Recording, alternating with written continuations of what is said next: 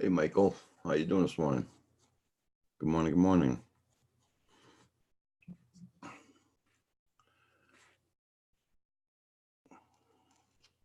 Long time no see.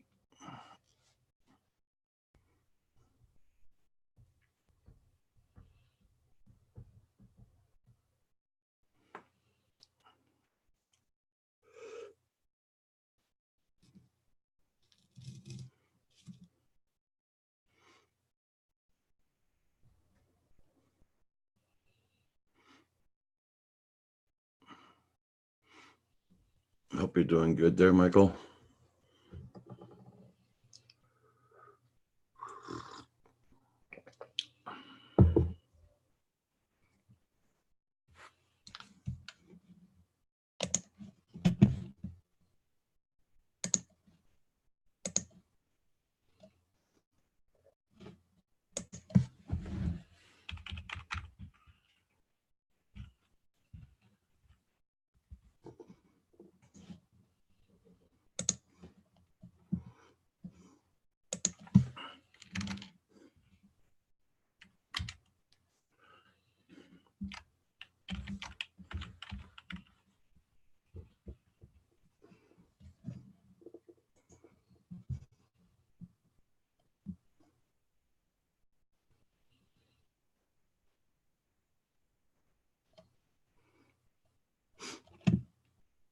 Oh, that's good, good. Glad to hear that.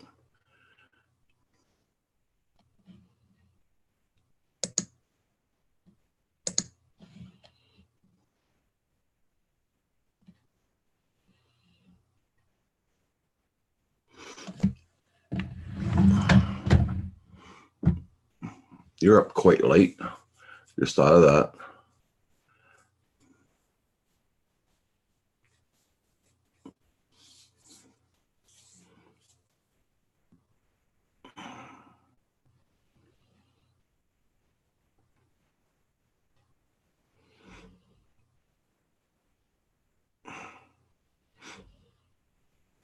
Yeah. Oh, I'm on every day.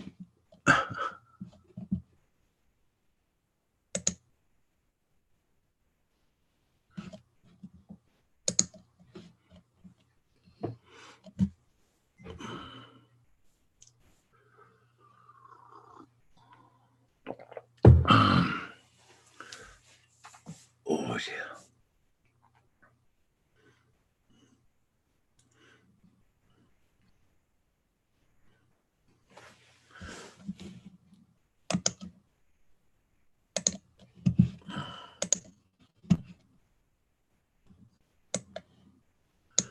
I didn't know if anybody else was on live.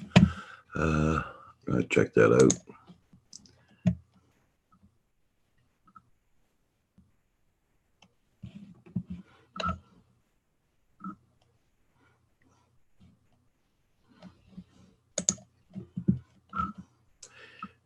It's been very quiet on the live streams in the morning. Yeah.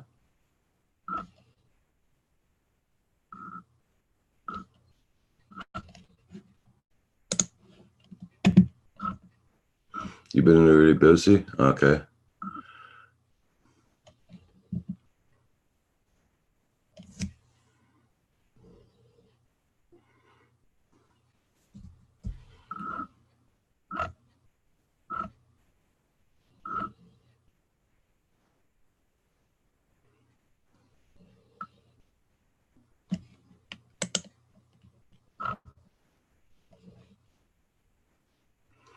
Yeah, nobody else on live, so.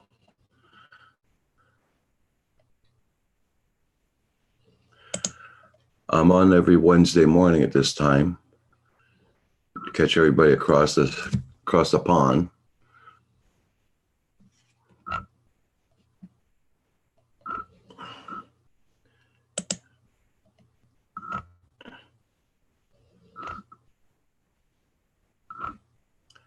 Hey, Mike, how you doing? Good morning. Good morning.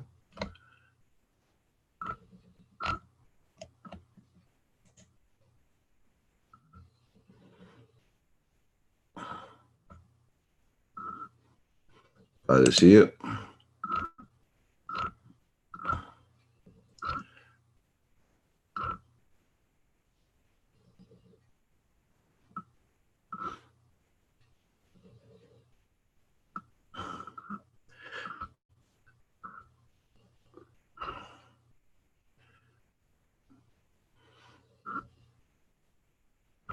That's why I'm on so early in the morning on Wednesdays. That's the only day I do it, though.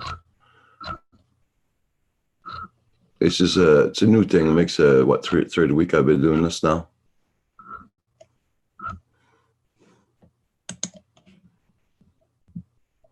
Hey, Bill, how you doing?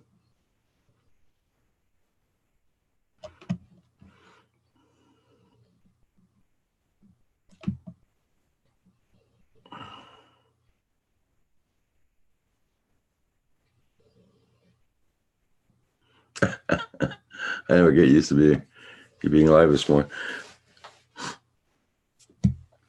Yeah, like I said, it's only the third week, so let's see how it goes there.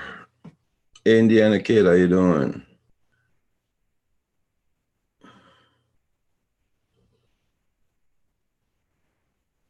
You finally catch my morning show.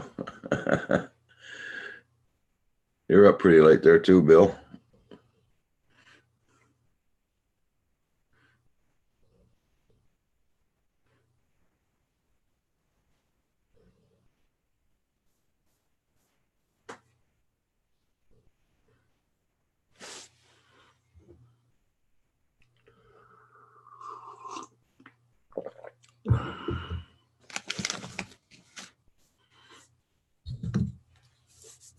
Indiana Kids in the house.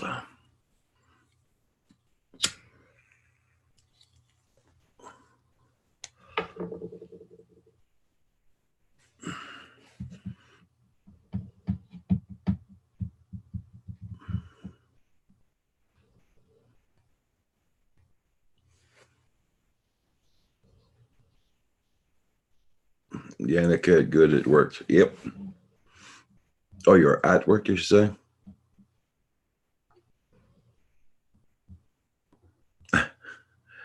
Oh, I get my sleep in the afternoons there, Mike. I went to bed at 10 o'clock last night, got up at 2 o'clock, well, 10 to 2. Then I'm going to go back to bed around 5:30. Then I got up at 8:30.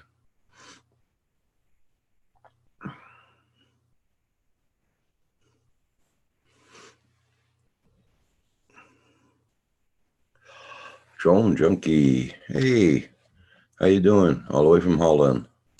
Nice to see you, Drone Junkie.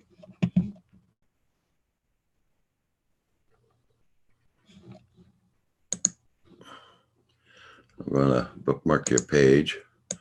Okay. Drone Junkie, I just bookmark your page. I will get to you. And I'm going to give you a wrench. We got three rules in here, Drone Junkie. It's no politics, no foul language, and no racist remarks, and we're all good. Everybody check out Drone Junkie.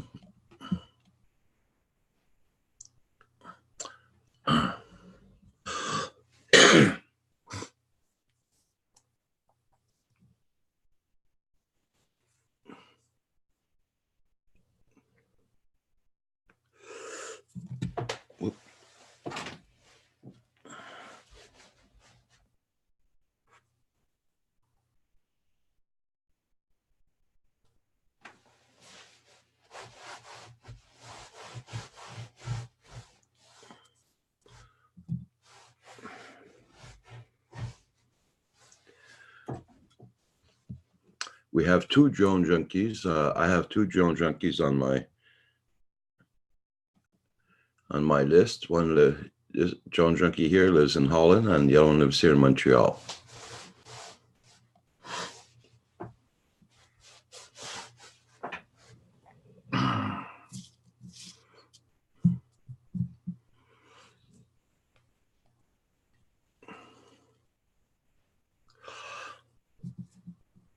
So in case you guys thought you already had him, I'll check him out because he's from Holland, this one. Yeah.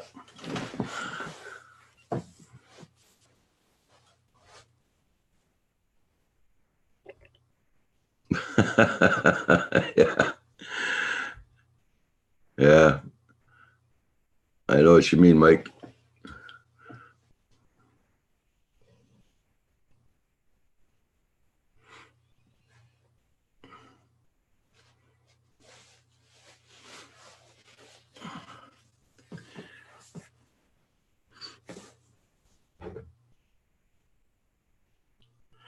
That's my junkie brother.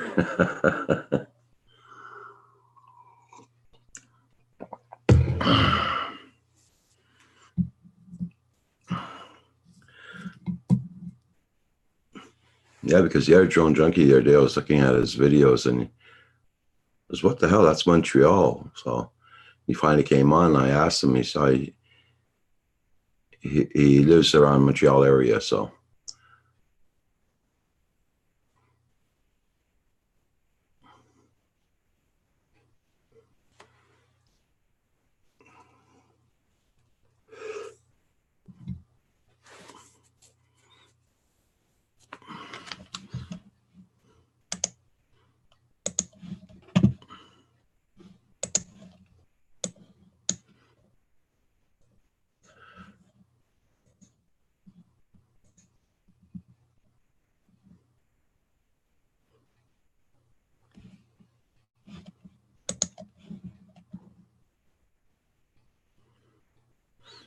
well, it's starting to get really nice here now. Yeah.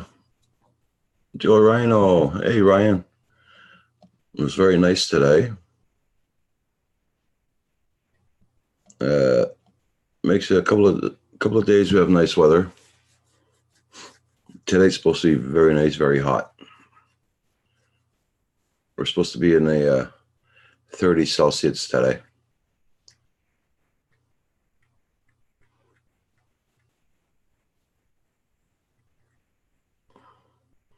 Oh yeah, Kim's asleep at this time.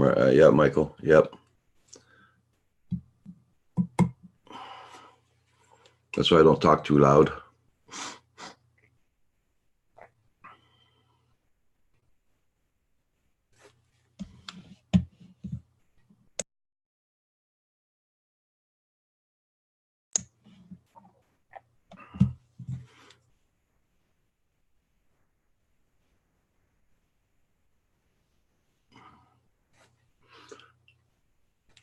Yeah, that's one thing here. We'll be getting warm weather, but very windy. Very windy. Yeah.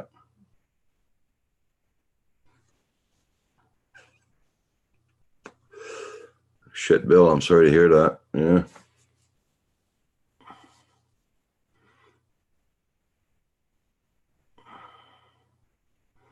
I know we're supposed to have thunderstorms for Friday and Saturday coming. We had a very bad storm on Sunday. Yeah.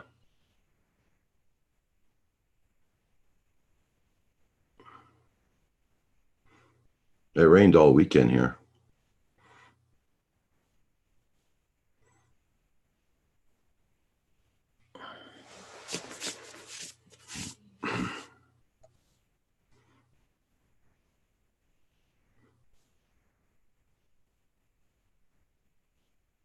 Holy shit.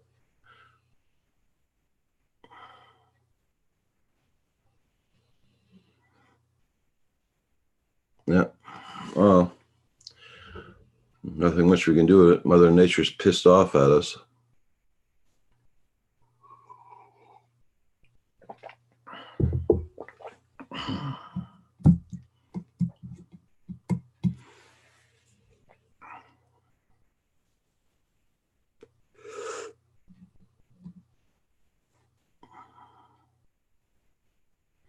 Hey, Nacho, how you doing?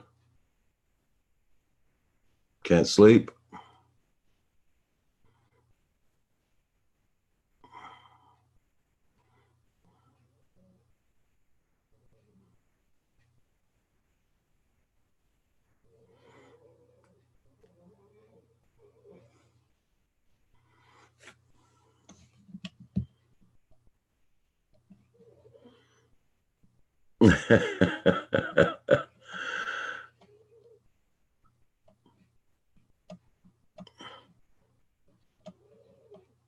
Well, I've been saying the F words and all that, so that's not bad. Oh yeah, Nacho, true. You went out shooting. Yeah, you went doing your film. At least you didn't get locked outdoors this time.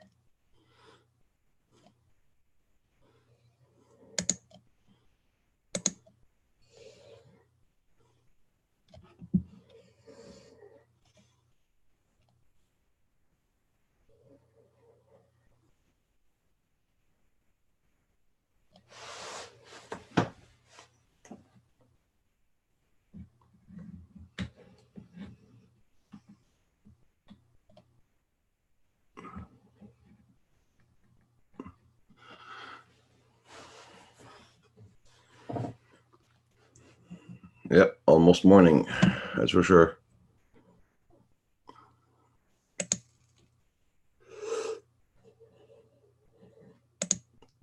Hey, Oz Beach Andy, good morning, good morning.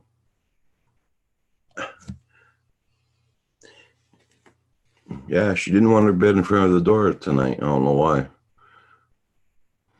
Now, all my windows and doors are open here tonight.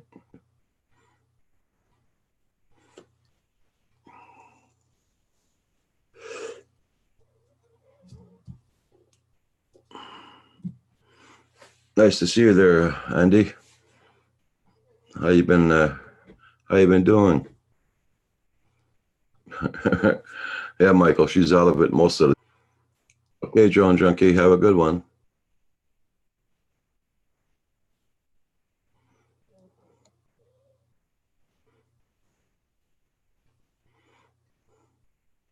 You be safe out there, my friend.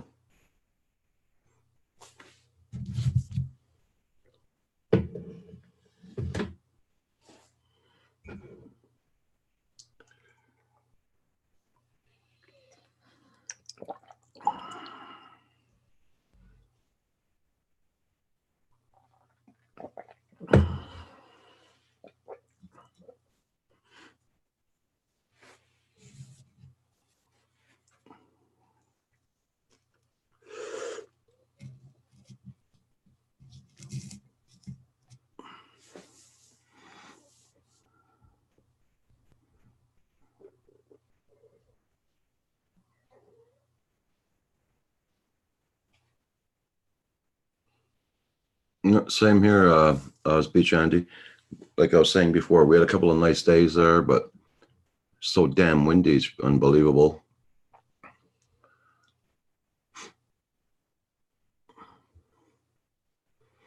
What's nice about it too now, they did the fields here on the sides, in the back they did the haying.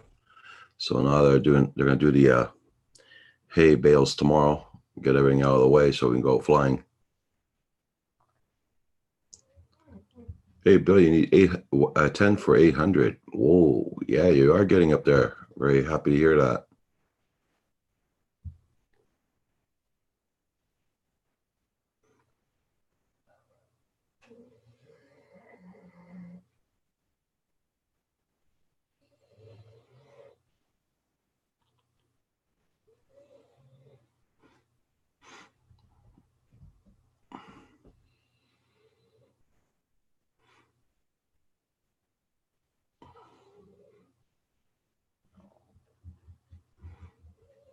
Yeah, you'll get there soon enough. Yes, sir.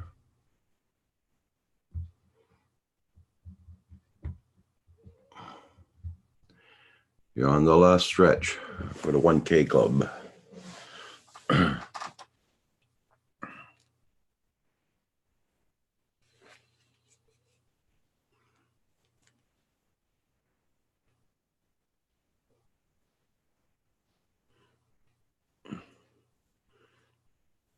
Yeah, I think Michael is almost one of our first supporters in all the. I know in my group there, he's one of my first supporters also.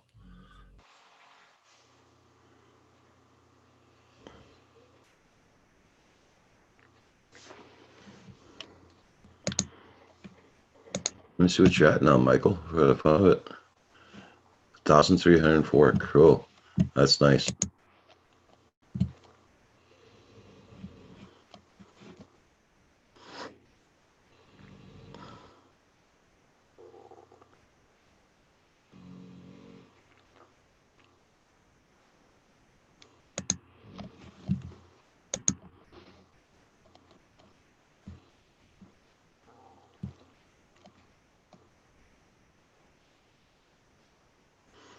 Yep. That's for sure.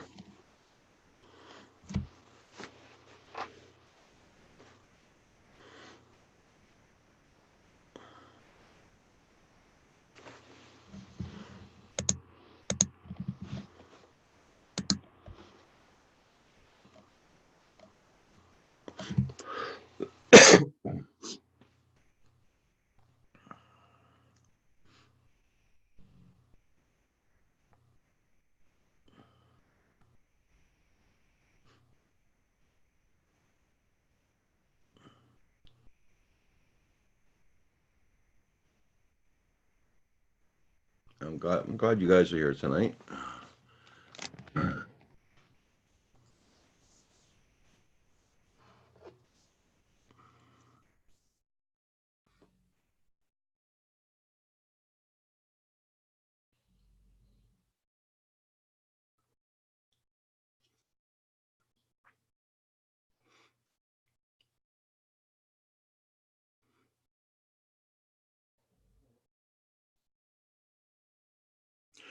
D1's doing okay.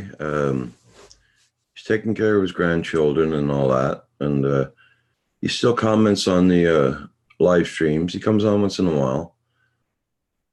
He comments on the when I finish live streams. You see, he puts in comments after it.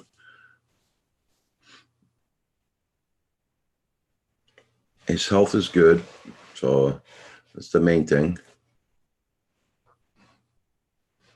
But like he said, he's taking care of his grandchildren. It's summertime now, and you know.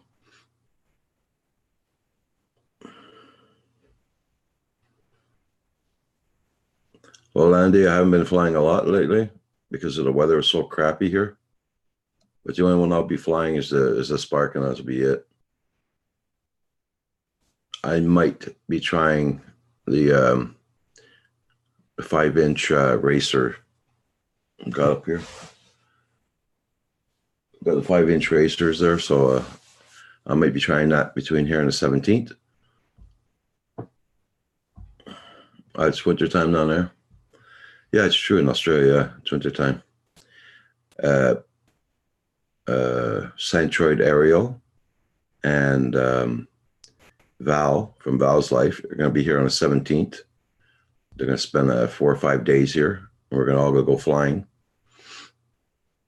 Hey, Pyro Al, how you doing?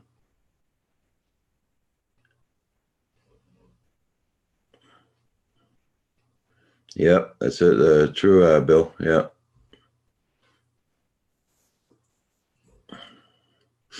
Well, Centroid's here. He's going to help us with the racers, 5-inch racers. And give us some what do you call that? He's going to teach us, in other words. Yeah. Hey, Paul. Good morning, Roger. How are you? Oops. If I put my speakers on, be better. There you go. Okay. Yeah. How are you doing this morning? Pretty good. Pretty good. Good. You sound a little hoarse. I'm talking low. When I talk low, I'm like that. Oh, okay. Yeah. All right. It'd be great. Oh, yeah. We're going to have a lot of fun. Believe me, we're going to have a lot of videos. At the same time, I'm going to get Val to show me how to edit also. I'm going to do my hand editing. Val's got lots of plans, I'm sure. Mm-hmm. Al is doing a lot of fireworks, getting ready for fireworks. Okay. Boy, I noticed when she loads up on that Nespresso coffee, she gets fired right up, doesn't she? What time did you finish your live stream tonight? I finally, at about 11:30, I decided to bail. Good word for it. Because everybody was hanging in there, and I just finally said, hey, you know, I just said I'm going to say goodbye now, and I left. And after I said that, I said goodbye to everybody in the chat, and several of the other people saying, well, I got to go too, and I got to go too. And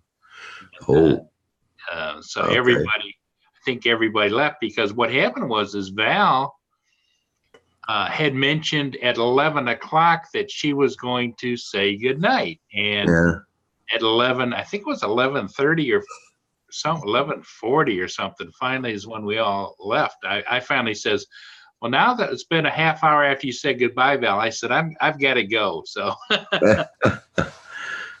yeah, she has got her at 5 o'clock in the morning to work.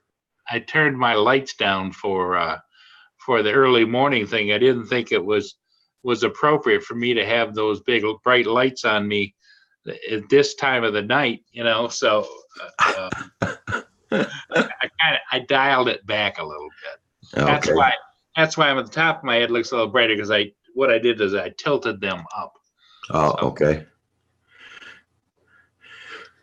It's going pretty good. I'm still a lot more people to come in. I know that. So.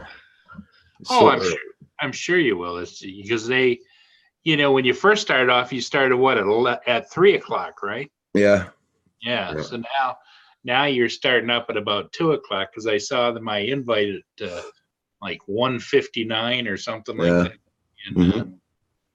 And, Michael Reynolds, good morning. Good morning, Nacho's here. Oh my God, does that man ever sleep? Of course, he's 3 hours, so it's 11:00. He started, so it's 11:26 out there.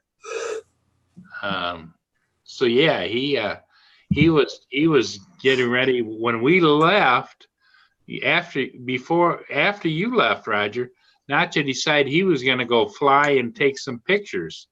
Yeah. So he got on his motorcycle and was driving off into the sunset and headed out and talking to us and from his motorcycle, and he got halfway to where he was going and thought he forgot his drone, and then he got there and he said he was all excited because yes, he did remember his drone, and and because I know how that is. I remember one point in time back before the drones that I flew didn't have any onboard memory and so I forgot the memory card. Okay. An SD card, and out there getting ready to fly with no SD card, and so then that lesson I learned very quick. I used to carry SD cards with me in my bag, and then now, God forbid, I should not have an SD card, which I have some in the bag, as a backup. But what I found is I didn't realize when I was flying the Inspires or that vintage, and if I didn't have an SD card in there, I wasn't smart enough to see the little symbol at the top that had the SD card with the line through it. Okay. So I'd be out there poised at the ship, and I go to hit record, and it said no SD card. I said, what? So here I was already in the air. Yeah. And so even if I did have an SD card, which I was carrying, I had to come back, land, put the SD card. And by that time, what I was going to shoot was pretty much gone. So. Yeah. Well, I forgot the SD card once too, and I'm not forgetting it now. Yeah. Yeah. But see, the point is that the companies must have figured this out, especially DJI, and that's why they put, a 4 or an 8 gig hard drive built into even these small drones.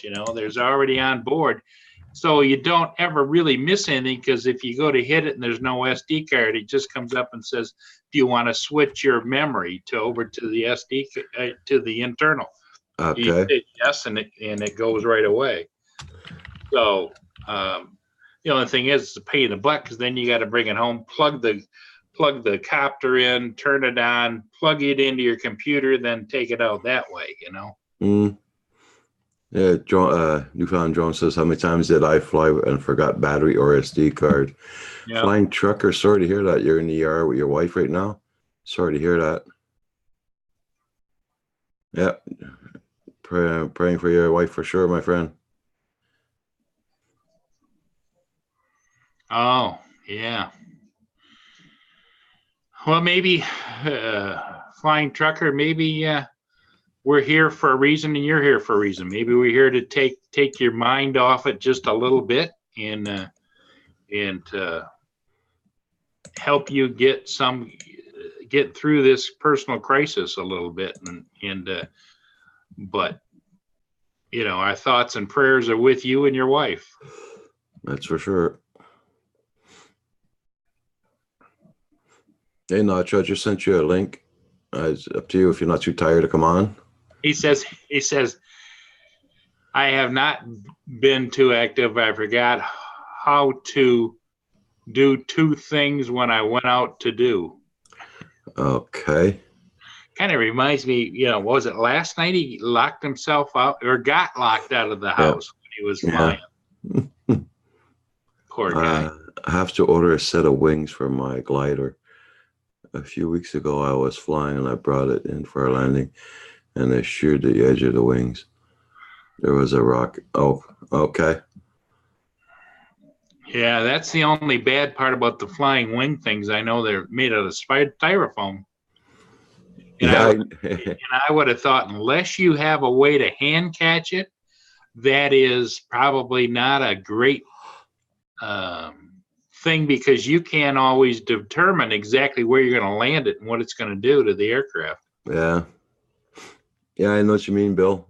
Makes us feel right at home, right?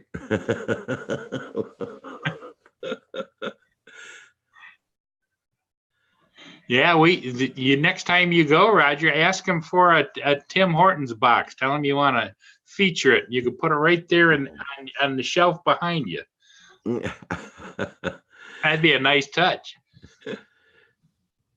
Okay, Flying Trucker, you be safe, and all our prayers out to your wife, my friend. Yep, all the best, Flying Trucker. Yeah, I don't want to put a box of Tim Hortons up in the background. I don't want to be advertising, So, for my part. Well, yeah, but I mean, it's just like yum yum good, Because I don't know of any, their competition or anything. I don't know of any of them that have a box that's printed up like that. Like when you go to the bakery, you get those generic white boxes. They don't tell you what's in them or anything or whatever. And good for Tim Hortons for having such a colorful box. What I did is I just, I bought those donuts and I cut the cover off. That's just okay. Hey, Proper FPV, how you doing? Nice to see you.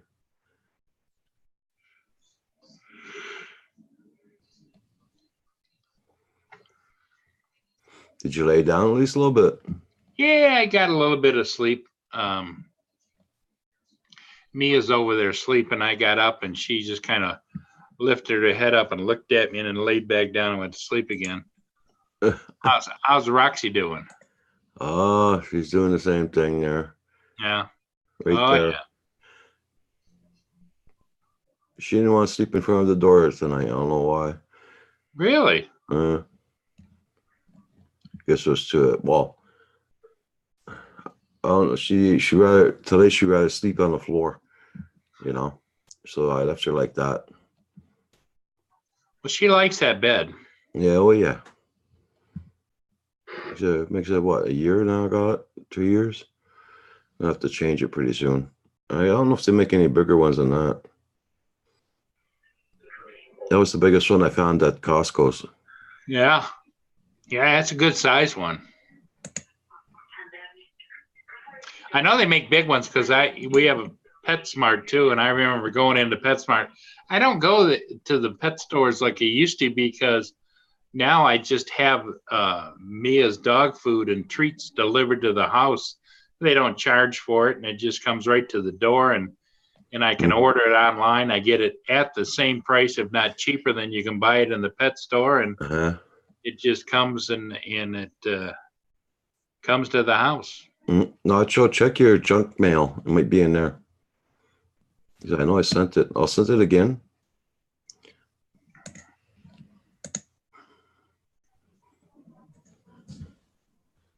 Oh, Proper FPV.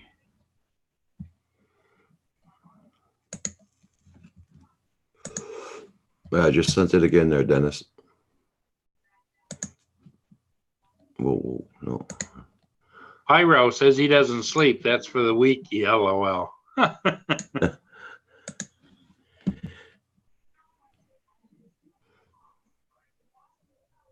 There you go. There's Nacho. Was it in the junk mail, Nacho? No, they both came at the same time. Oh, that's Canada Post for you. They must have got stuck in customs. Yep.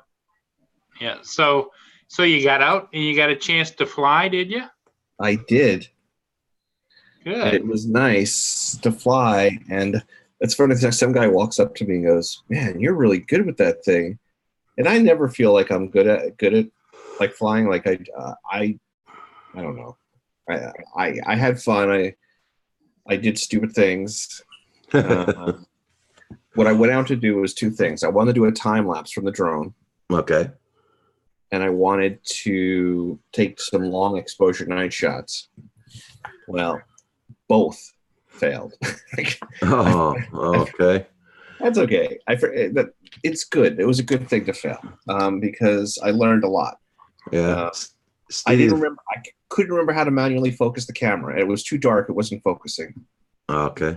and I just couldn't get that happening. And by the time I got it happening, the battery was dead.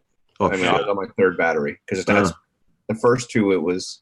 It died fast. I wonder if it wasn't charged.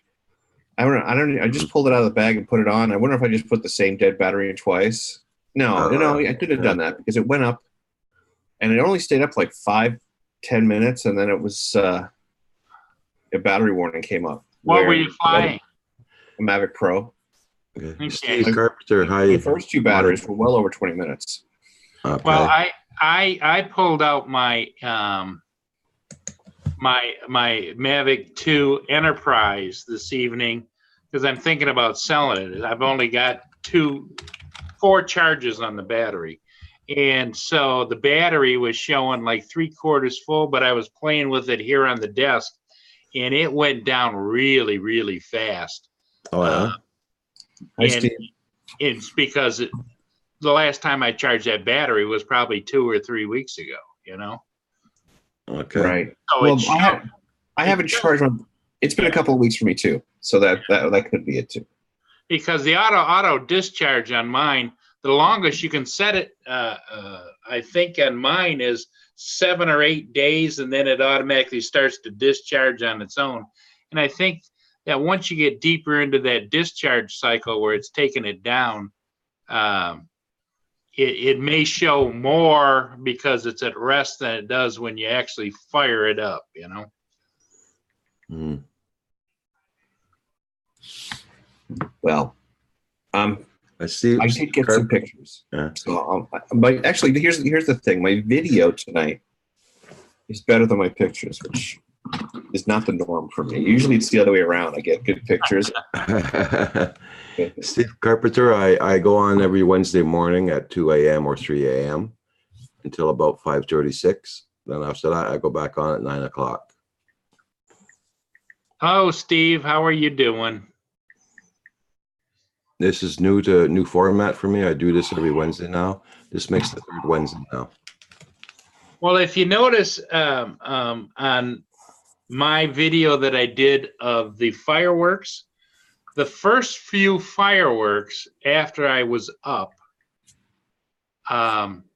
they were nice fireworks, but they weren't like crispy clear. And the more fireworks that went off, the more clear they got. They started to focus more. And so by the time the grand finale came, it was all real crystal clear. I mean, it was totally acceptable video. But you and I, Dennis, we're critical when we shoot stuff, and we know that it's not quite what we were seeing at the time. And mine completely sucked. just my pictures. I've gotten now that as my eyesight gets worse in my old age, I'm a little looser about what's acceptable. So it was just garbage, and there was nothing I could do about it. Okay. But I'll show you some of the night. I got 3 nice pictures, and that's what you have to think about the end result. Like, what did you walk away with? I mean, did I get what I wanted? No. Yeah, sort of. But the new camera, beautiful. And I learned a very important lesson, and that is that I usually bolt my cameras to my bike for long exposures like that long. The bike is just it was a little too windy and it wasn't stable. If I was shooting the Milky Way tonight like I wanted to, and I got all that crappy pictures, I would be devastated. Okay. So tomorrow night I'm spiking it into the ground with my makeshift tripod. With the center pole goes into the ground and then it has legs on top of it. It's going to be stable. Yeah. Real stable. And you know what? Now that I have a camera that does nice things like real camera, I don't need 30-second exposures. Like the stuff that I was doing in 10 seconds, 15 seconds is beautiful. Did you go up there? Did you rent the car today, or did you go with your bike? I never went up there. Ah, I went to the bridge, which is only like 10 minutes from here. He went into the To Portland. bridge. Yeah, uh, in Portland, right? Yep. So, Mike says you're still Dennis. You're still a puppy. I'm still a puppy. Thank you. I don't know what that means, but I like puppies. Everybody loves puppies, so I'm good with that. Steve Carpenter, I'm doing as well as can be expected at 2:41 a.m. on the East Coast. But you know, we all got to support Roger because Roger supports all of us. Roger's the best. This is the early morning Roger Fest. Usually coming at the tail end of this.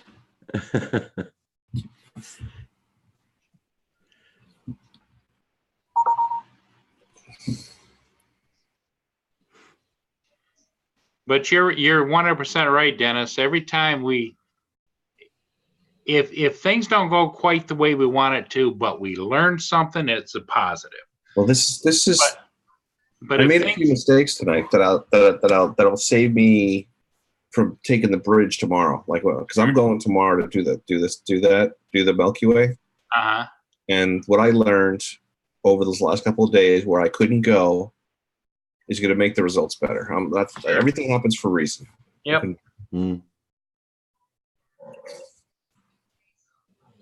Roger, have you been getting any flying at all lately, or no? What do you mean? Well, I know how's the weather been? I thought you had halfway decent weather today. Yeah, we had decent weather, but the winds were still here again, and they died down only around 9, 8. And it was starting to get way too dark. What kind of wind are you talking about, Roger? Oh, about 15 miles an hour. But, I would think that Spark can handle that. I would handle it, but I'm just like too nervous, because I got problems walking, right? So if anything happens to the Spark, yeah, you got to go get it. Yeah, that's it. But makes sense to me. Yeah, I got to. We're gonna see today. There, Kim and I are gonna, because they're gonna be doing the haying in the back, putting in big. Right. Yeah, so I hope they do it in the afternoon instead of tomorrow morning, so I can get some shots in. Sure. Because we're supposed to be up in the 80s, 32 Celsius tomorrow. So that's 85 degrees tomorrow. Do you want to see some pictures? Pardon? Sure. See some pictures? Sure. I'm not going to be fancy. This is the one I like the most. We'll go right to that one. That's a nice picture. Oh, very nice. And it's a little black and white. I flew my drone straight through through all these columns. Yeah. So that was, like I said, my video might be better, might be more interesting. I'm not going to play with that tonight. I need to be rested when I start playing with video. That still turned out as those are nice pictures. Yeah, well, this is the only one from the drone. These were from my new camera.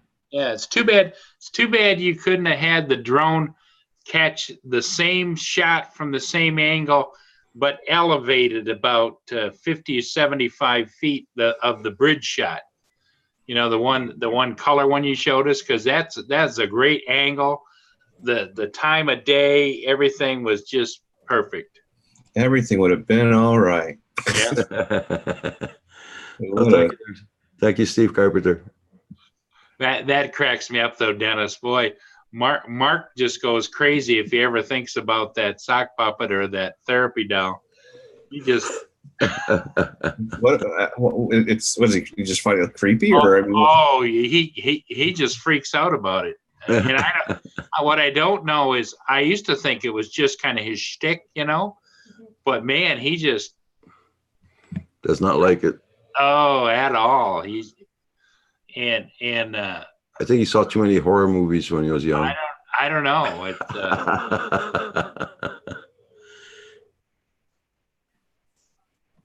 You know, he's out and out told Val if she shows up with anything like that, she's going to be walking.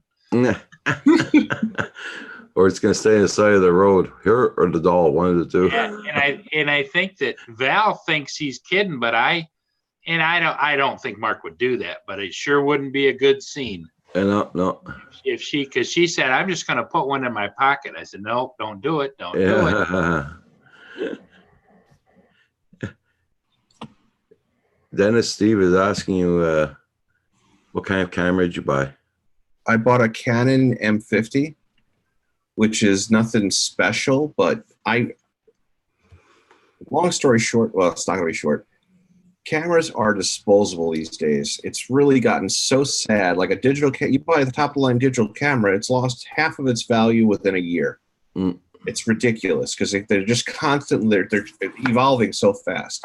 So I decided to buy a cheap body because I have all professional level lenses at home in Pennsylvania, and I'm going home in a few weeks.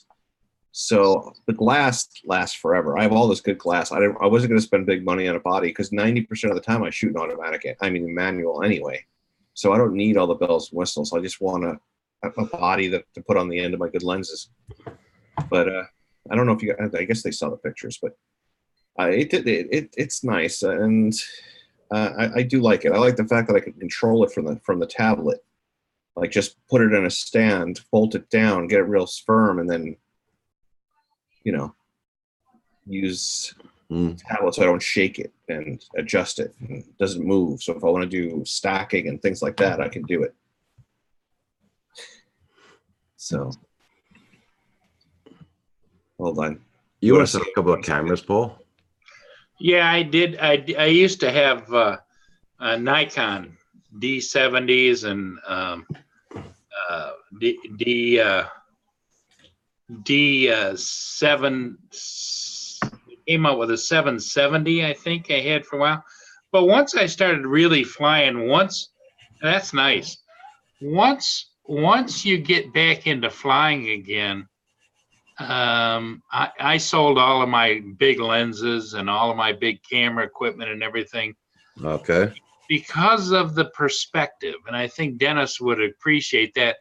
It's just a total different perspective in the air than it is. Oh yeah, it wakes. Well, see, that's the thing. I took a few years off from like shooting normal cameras, and now it's new again. So it's kind of nice. Yeah. Well, you're getting both perspectives, but Right. see, you have to have a certain amount of mobility as far as being able to walk and carry and do things at a distance. Yeah, but not with the drone. Yeah, when you go to an event or you want to get something special, you got to park and then you got to walk, And with the drone, if you got clear sky or whatever, you can almost fly wherever you want to take a picture, Now, what are you flying there? What? A Mavic Pro. The Mavic Pro, yeah. I started drifting a little bit on that one. Okay, I wanted to go straight across the whole thing, and apparently, I need to my sticks need a little tweaking. It's not the way I. Well, the other thing too is that's an exact example of somebody, if they wanted to have that perfect straight flight and stuff, would be that new Fluidity controller. Right, exactly. See, that's why when he talked about that, I was like, I could do that. I could use that. Yeah, and I didn't have any expectations of, because I'm actually winding down because I'm running into other reasons why probably my flying is going to be becoming less. I'm getting a little bit of twitchy in my hands and now I have to carry, because most of my flights now is I pull my car up into a parking area along the water, and I then have a small stool I put out in front of the takeoff fly, come back, and then put the stool in the back of the car along with the drone. And I just can't, because what I was doing is when I was flying, it would take 7 to 10 minutes. And before it was over with, my back was killing me and I was leaning on the front of my truck. So I hear that. My days of probably doing as much flying as I do now because everybody says, well, gosh, you're flying all the time. And I think that's, I'm compensating because I know that those days are probably going to come to an end sooner than later. You don't know. Maybe it's. You know what? I think that's one of the reasons I got into droning is it's. I don't have to walk as much. It's nice. Yeah. Until something goes wrong, you know. Then I'm climbing trees, but. So I was just doing. I know that all. See, I never touch my stuff when I come home because my mind. You know, I'm disgusted. Usually, nothing is ever good enough. You know what I mean? Yeah. Well, but you know, for the quality of what you had to shoot, those are great pictures.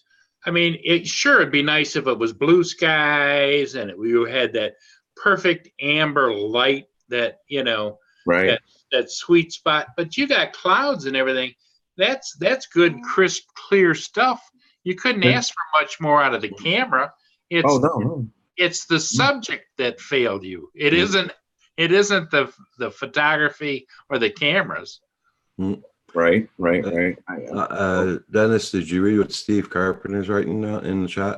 Wow, very cool, Dennis. Thanks, Steve. I had a good time. I mean, you know what's funny? I might be eventually becoming like a cinematographer, like a videographer, because I'm a photographer. I'm not. Photography is my thing. I had a camera in my hand since I learned to talk. I've always been a photographer, but I'm starting to look at I shoot videos like they're pictures in a book, like in a Harry Potter book. You know, like in the Harry Potter movies, they open the newspaper and they're just like a moving clip.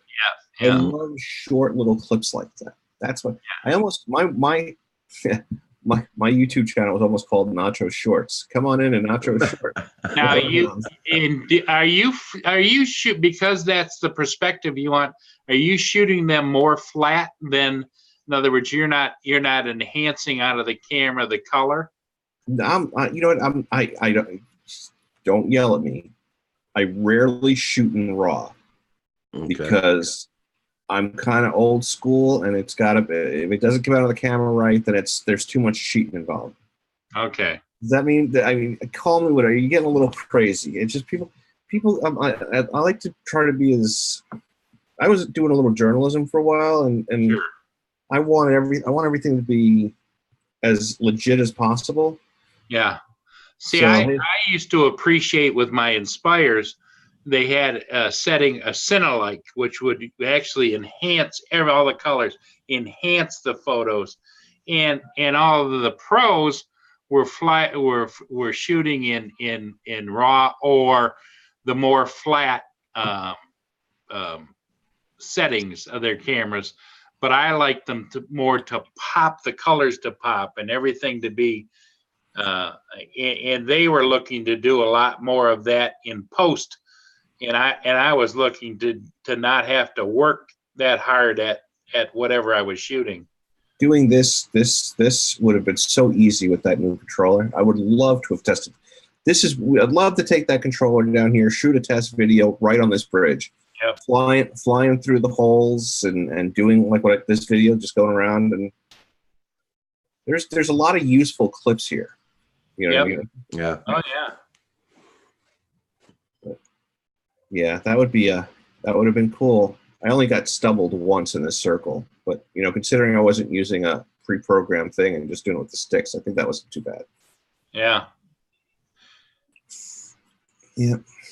Now, were you shooting in auto there, as far as exposure? Yeah, I wasn't. Because I noticed that as it was rotating and it was picking up more light, it was doing what it's supposed to do, and it was adjusting. It was darker than it looked out there. Yeah.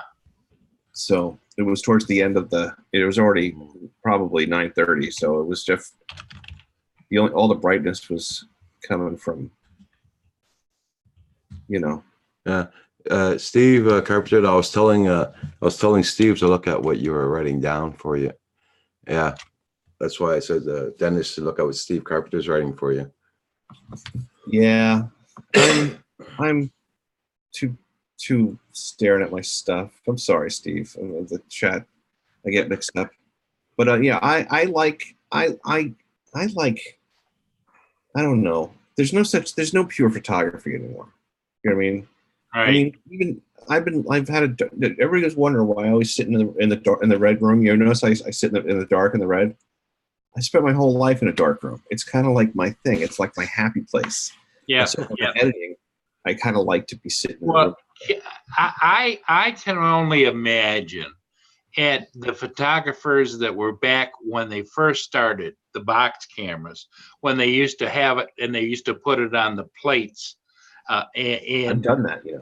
expose it and put it back, and how before there was all of the technology we have now to bring you recorded or captured imagery, and how astounding, in my mind, every time must have been a day of just pure delight every time they could take that camera out and load it up and get under the hood and expose it, the cap, and put it back again. And wow.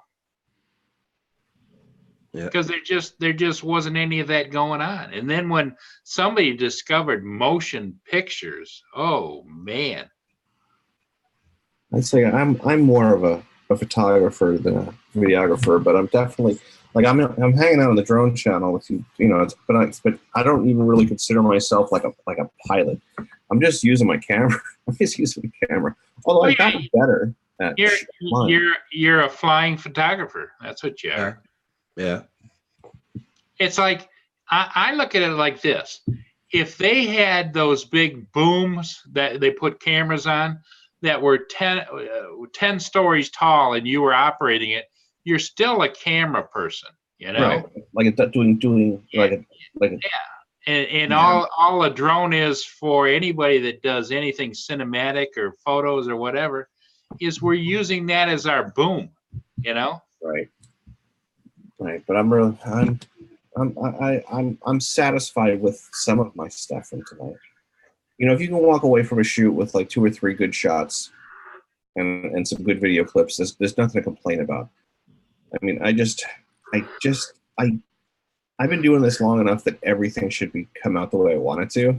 But that's the perfectionist side of us all, because I'll sit here like my ship videos today. I posted one today. I took it this morning, and I redid it and redid it and redid it for 4 hours. Oh crap! Okay. And finally, I just had to say, "Hey, that's good enough," you know. That's it. We're done. We're done back, guys. I'll be right back. I'm gonna go make a coffee. Okay, Roger.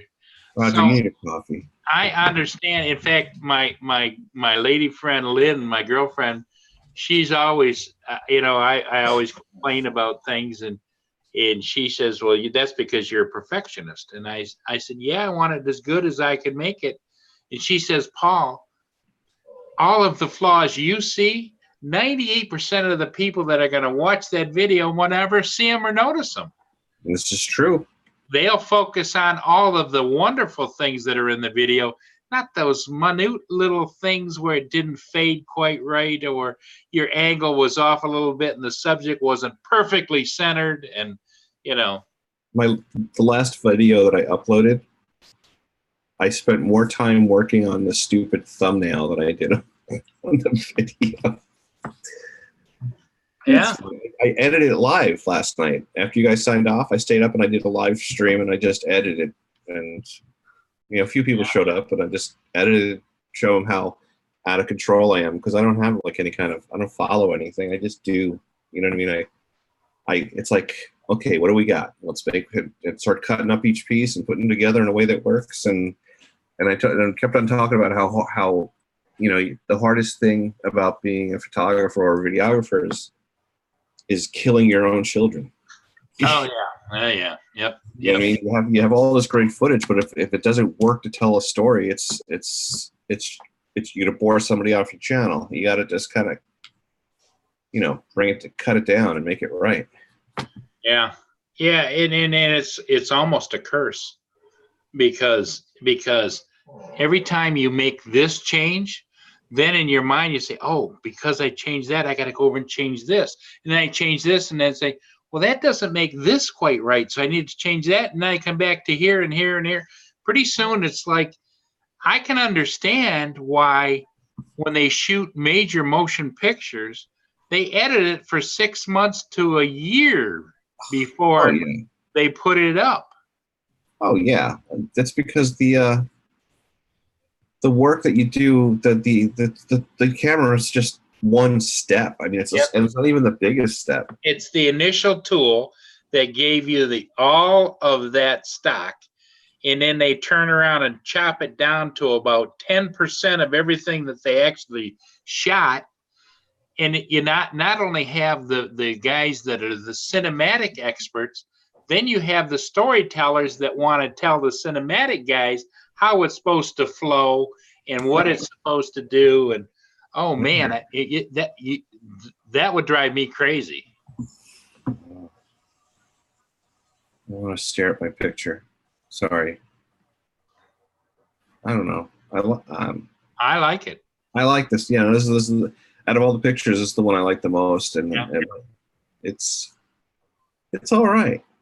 It's all right. The water, I like the way the water looks because I was looking for the motion in the water because it's a river floating through. But I'm hoping that tomorrow night the water is like glass.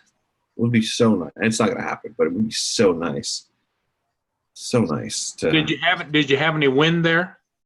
Yeah. That's what happens if you look at the other pictures. They're all like wind blown. And that's broke my heart. Broken heart. And even my time lapse. I don't know why, but I made a time lapse, shot like 500 shots from the Mavic, and I put it together in not using Final Cut Pro, and usually I can stabilize it afterwards. Right. It won't let me stabilize it. The option's not there, and I don't know why. So I'll figure it out tomorrow. That's what I say. Because if it's stabilized, it actually looked pretty good.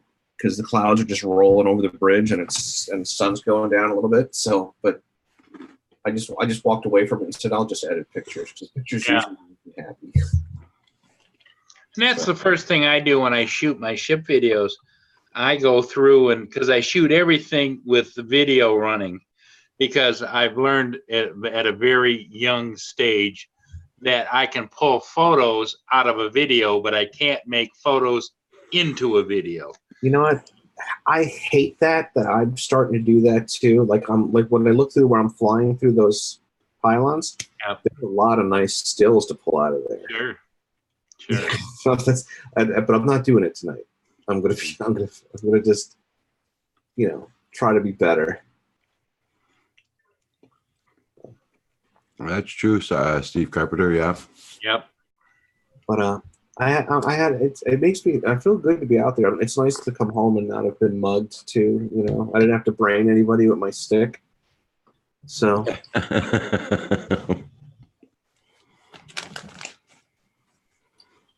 Yeah, I thought it was tonight for the Milky Way. Hey, Turbo Media.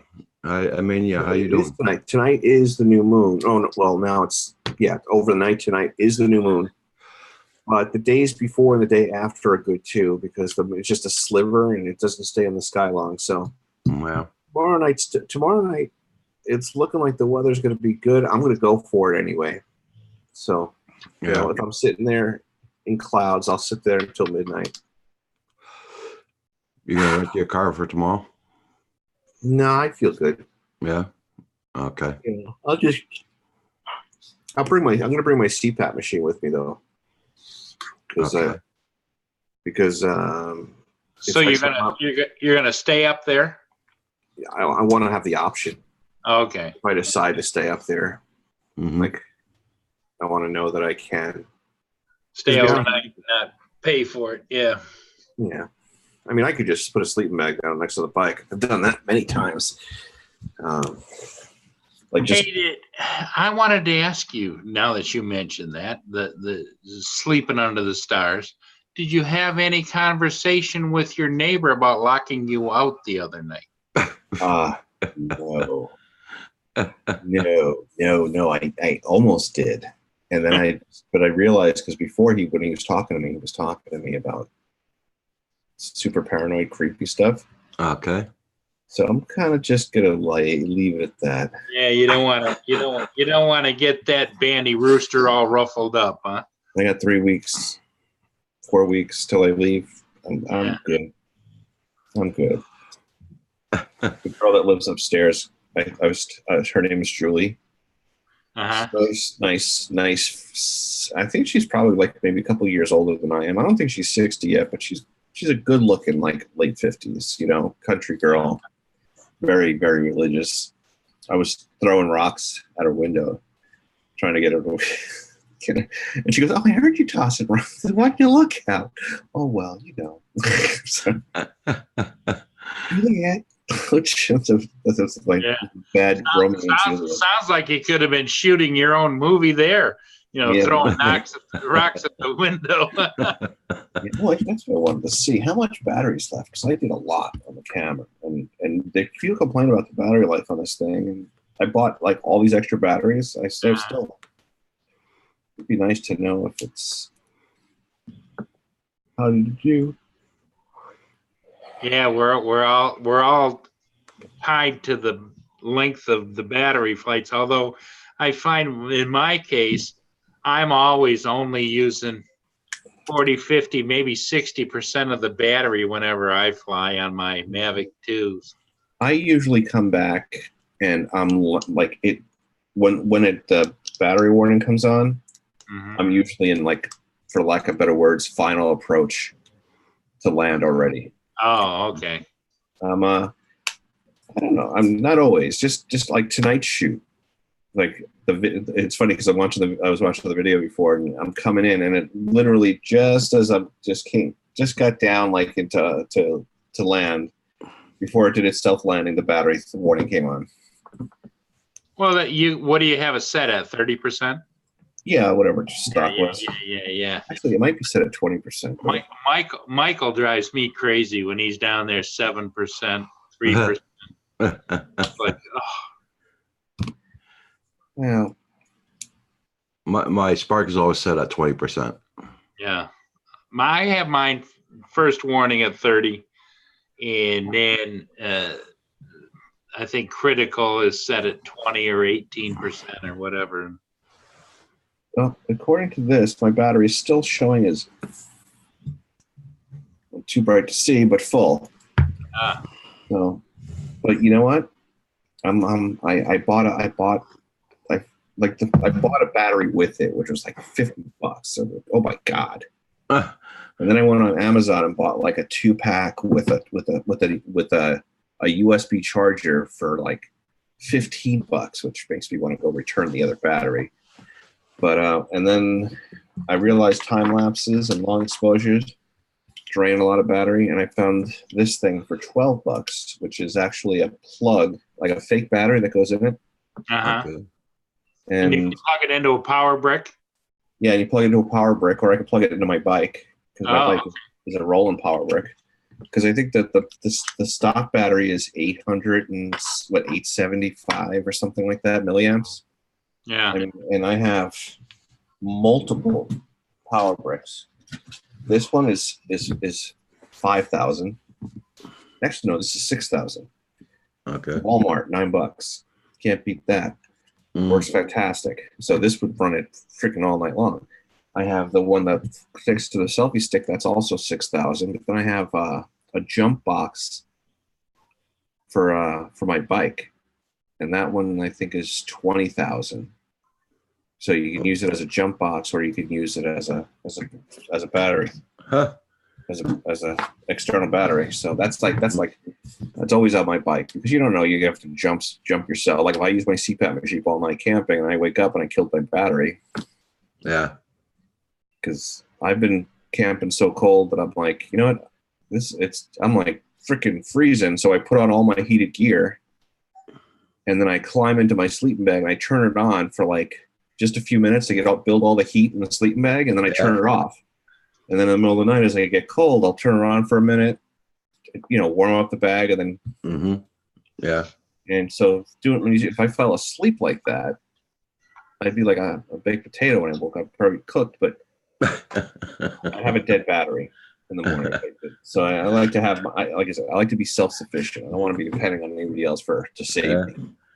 Steve Carpenter says 25% for me and 10% critical on my Mavic Pro. I am. Turbo Mania FPV, how you been doing, my friend? You been flying lately?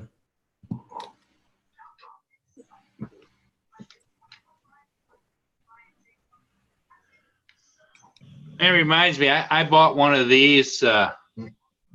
It's made by a Bolt Halo.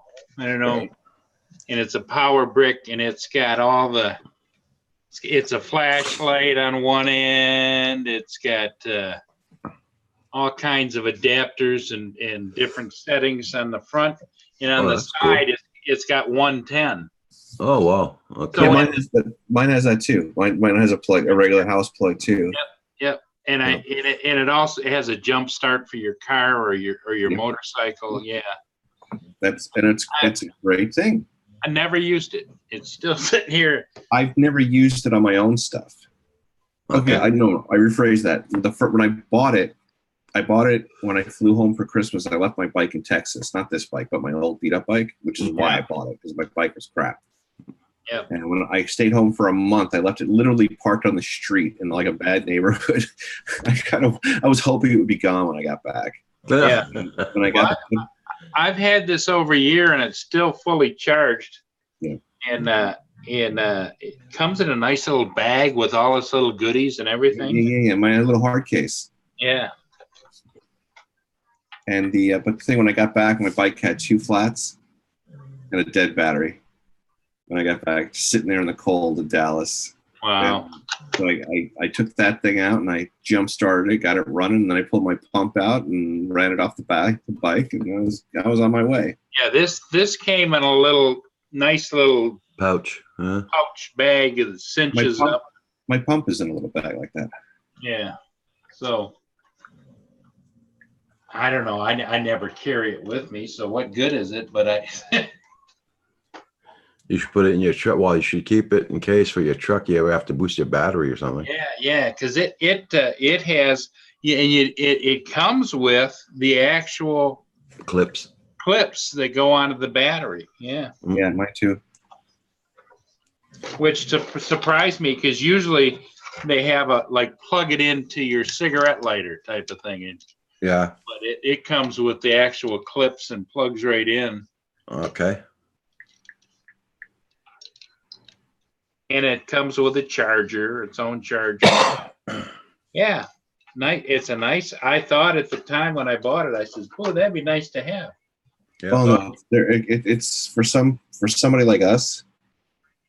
It's really handy. I mean, my bike is skilled. It's not like my bike gets parked in a parking lot. When I go out into the desert and stuff, my bike is always closed, so it's not a big deal. But this. Like if I had my car would be in some lot, and I'm sure I'd be hiking up into wherever, and having that along, and I could top my batteries off, or run my CPAP machine overnight. It's all right. Check out that link that Steve Carpenter just showed you there. That's for the batteries for your camera or his camera. I have a strange feeling that it's going to be the same. Oh. It looks like pretty much what I just bought, but it's just my batteries are different. My batteries are are much smaller, because I left it out on the bike. But I have 4 charged batteries outside in my bike, and I have the one that's in the camera, and then I have this thing that plugs directly into the cigarette light, I have USB ports all over my bike. So when I do my long exposures, I'll use this, or I'll plug it into a power brick on the floor next to it, because it didn't really go crazy using a lot of power tonight. Okay. What I have never tried with that Bolt charger, the 58830, was plugging in and charging with our multi-port, the Mavic 2 batteries, you know, so I don't know how fast that would suck it down at 110, you know? See, I've used this, you know, like when you buy the Flarmore package, you get that cigarette lighter plug charger. Yeah. When I use that on my bike, it didn't really work. I don't know what happened. I've used it in the car and it's worked, but it didn't work on the bike, and I think it might have just been a one-time deal. But I ended up cutting the cigarette lighter plug off and used the plugs that I use, just because I have a splitter in there, and it's just much easier to plug it in that way, because I never plug things into cigarette lighter plugs. Yeah.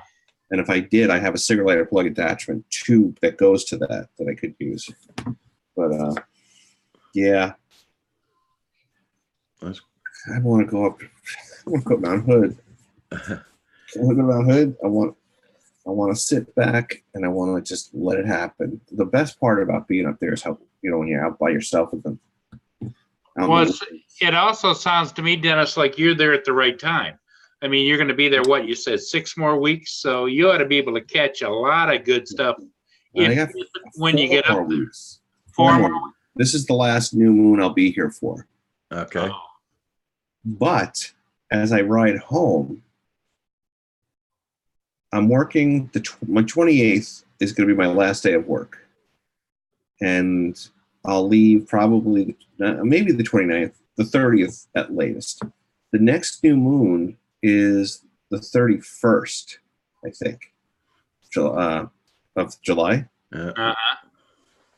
I might be at Devil's Tower by then. Well, that'd be a nice one. Yeah. Yeah. I might make a point of being camping at Devil's Tower by then and shooting that. Or any number. You know, it's a funny thing is you want all these great landmarks, but then you see that perfect little beat down shack on the side of the road in the desert, and you go, "Oh, well, that's pretty nice." That's kind of nice too. Yeah. Yeah, you know, some old windmill, or this is where I'm stopping. If you were a rich man, you'd be able to have a driver and an assistant, and they'd just drive you around the country, and you'd say, "Stop." Then I have to be see if I was a rich man, I would have a nice off-road van, like what I was showing the other night. Yeah. And I would see something I wanted to see, and I would pull over, and I would set up my stuff, and then I'd go sit in the passenger seat chair, would spin around backwards. I'd have a little desk there, and I'd have the side doors open, comfortable. Do all your editing and everything, yeah. And then when I'm done, I can go to sleep or say, I'm just going to, found the perfect exposure.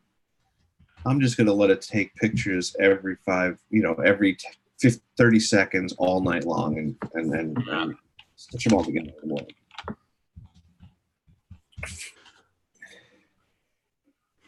Yeah, Brian, I just checked and I still got your video from last week on there. I don't see your new one yet. Yeah. One of the things they complain about is how tiny these batteries are.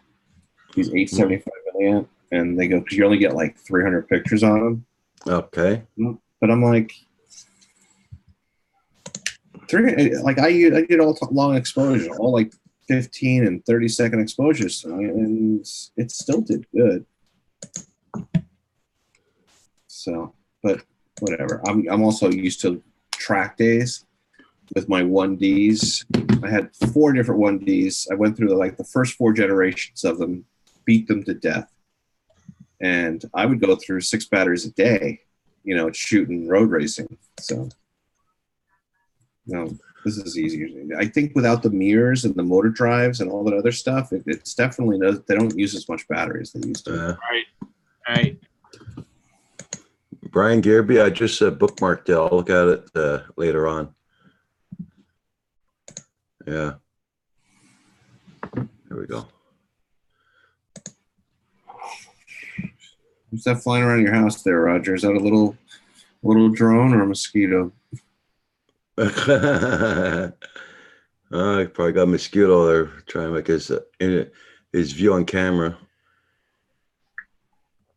But I have to laugh, that new camera they've got up on the water that you tune into periodically, Roger. Yeah. When it pans to the north, you see every once in a while you'll see a spider run across the front of the camera. We're And seagull looking at it. It's a little bit cloudy because now it's getting the spider webbing is now catching things, and Yeah. Hey, Tactical Nerd, how you doing? like, oh boy. Yeah, Brian, I will check out your video for sure, for sure. Tactical Nerds in the house. How you doing, my friend?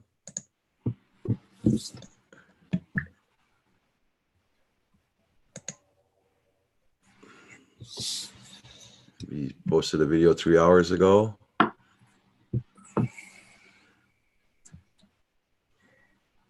Yeah, I don't even care that nobody watches my stuff anymore. I don't.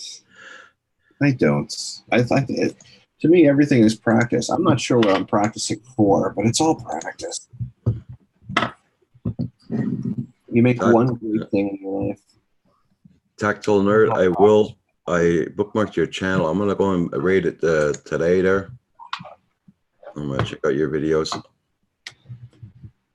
And Brian Garby also, I'm gonna check out your video. I've gotten to a point when I get up really early in the mornings before I go on live stream. Now I try and check out as many videos as I can. Yeah. Yeah. I need to go out in the common area and refill my water bottles, or I won't have anything to drink in the morning. I'll be right back. Okay, no problem. The common area. It's like a dorm room here. Oh, I used to live in a place like that too when I was younger. No, it's But we when I never- travel. The thing I is, like- we were called like squatters because we never paid rent or nothing.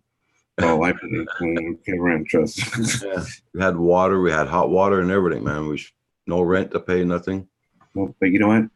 This is the best internet I've ever had. So, I think my download is like 300 and my upload's like 100. So I'm not Oh my complaining. God. I'm Yeah. not complaining. But No, don't complain. No. I'm not complaining about anything. And they have they supply all the washer dryer, Mhm. the soap, the paper towels. They give you all the towels and the sheets. I didn't have to do anything here. Just came in and got right to living. Got right on the desk, and I have a desk I could sleep on. And that for me, me, I like to tinker. Yeah. So this is I don't want to leave. I'm good here. That's the first time you went there, right? Yeah. This is the first time I rented in it. It's kind of like an Airbnb. Okay. They have like some of their rooms that they rent are specifically for that, and then they have other long-term people. Okay. They asked me to stay. My boss asked me to stay 2 more weeks today. Oh, And I told them I couldn't because I won't have a place to live. It's like, oh, sorry. You should have you told me a week ago. We would have been cool, but they just didn't. They just signed a contract with somebody okay. coming in. They're coming in tomorrow. Hey, Roger, are you seeing my share? Yeah. I'm seeing what you're doing. Yeah. Okay. I came over here to double check because as you can see, Pearl Mist got 555 views. I did that 6 days ago, and some 85, 114. What's your 220. warship at? That's what I'm going to go down here and look at right here. Here's the warship right there. See it? 19,000 views. Dang. And that's all because of that Popular Mechanics and then being picked up by other news agencies. All right. Well, I'll show you my. Nice to be Wow. recognized. Yeah, it kind of tickles you a little bit because Yeah. if you look at a lot of mine are 500 at the most. I've got some others that are, like the float down and things that have several thousand views, but nothing like that. Okay. Oh. This is what made me think I was a YouTuber. Because when I started 9 years ago, Uh-huh. it was just a thing that I would put videos up that I took at the racetrack when I was working. Okay. Hey, Drone Life, how you doing? Man, you're up late. We're up early, I'm- one of the two. And one of my first videos that I shared, you cannot show because Paul's still shared. I'll wait till you. I'm just flipping down to see how my float down went. That was longer ago, but it's refreshing a little bit slow. Just give me a minute here. You got it. 7 months, 8 months. The problem is I'm scrolling through 980 videos. So All right, you do that. I'm gonna go get my water. okay, like here's one. The blue. They had an antique classic boat show in town, and at 1.1 thousand, which is Very nice. Yeah. better than normal. But here's float down. Okay, this is last year's float down, 3,000.6, 3,600 views. Mm-hmm. And then you look at my ship videos, 200, 300, 100, 259. But then all of a sudden you get 700, 799. Yeah. So it spikes, and I was looking for the last time the USS Detroit went down. That's a funny one right there. That's fireworks just out my backyard, up at about 400 feet. I panned around and watched all the fireworks going off on the 4th of July a year ago.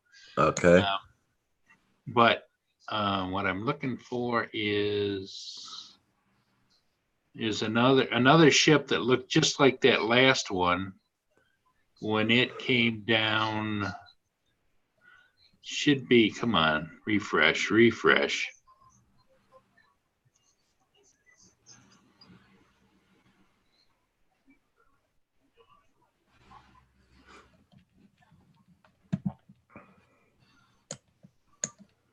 Come on.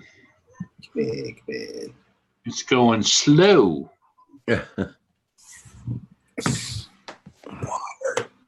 Water.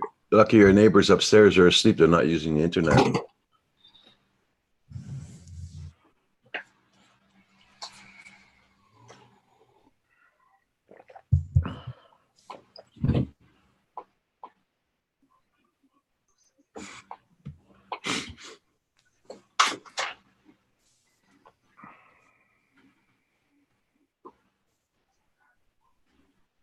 Interlake steamship. There's 1.2. I wonder why that. I don't know. 1.2K.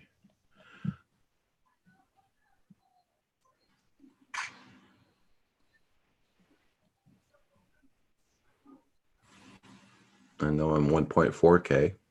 Yeah.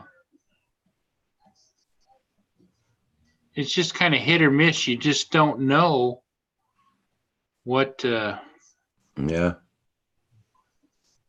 what's going to be hot and what's not.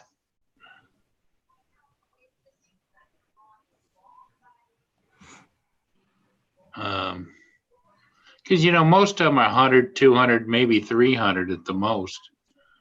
Other than the passenger ships, which you don't see very often, and I think a lot of those are being used by probably the passenger ships, themselves to drum up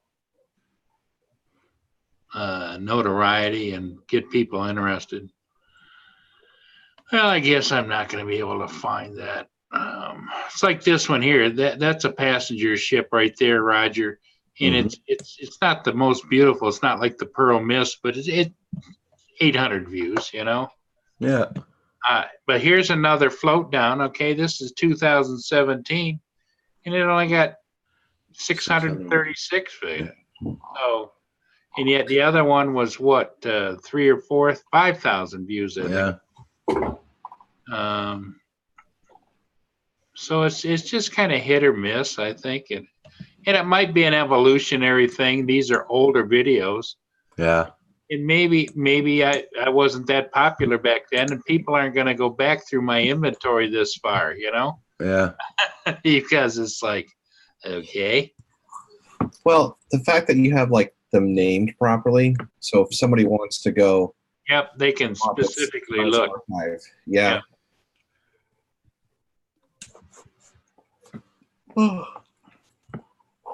Yeah, it's not like I'm just got in there, St. Clair River after dark or whatever. Right. So people can do searches, and I'm sure that's going to be it. And if you tag them with their right names too, that would have Yeah. helped.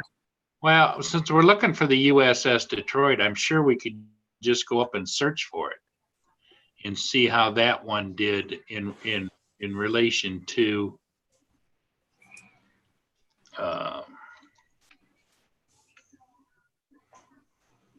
USS.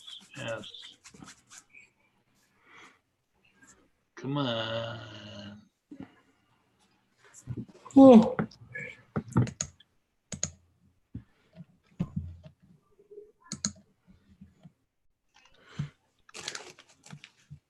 Boy, it's slow. Might be because of all the sharing going on. Okay.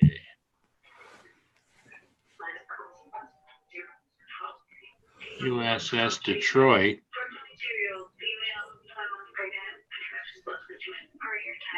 Hello. Come on.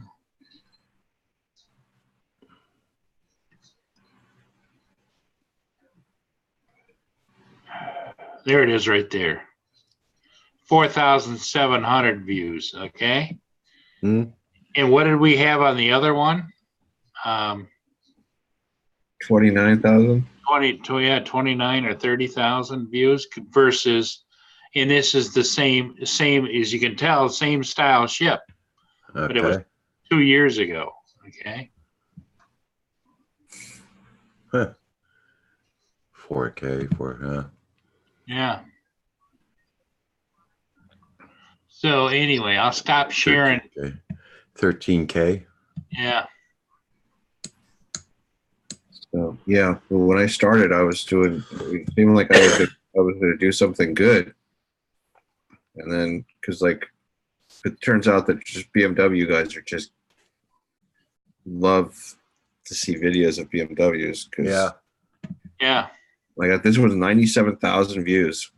Yeah. Oh, crap. Oh, that's a lot, man. And then and it's funny because my most recent good one is, oh wow, geez, it went up. I thought it was gonna be 3,000. Is 7.5 thousand views on this third person camera mount. Okay. And but then the majority of my crap is like 11 views, 44 views. Yeah, you know, that's the thing. You just don't know what's going to hit and what's not. In fact, that one of my ship that's up there with the thousands and thousands of views, if it hadn't have been that ship had a minor scrape with another ship in Montreal just after it went through down here heading for commissioning, it wouldn't have that kind of views either. And then it's kind of weird because you like call me whatever. I don't want to be popular because I hit the algorithm the right way. Right. I want people to appreciate my work, and I know the algorithm helps them see it. Blah blah blah. I get it. I do get it, but it doesn't make it any better. Do you know what I mean? Yeah. It's not. It's like slipping the girl a Mickey and saying, "Yeah, we had a great night together." Yeah. As opposed to her just, Well, that's one of the reasons that I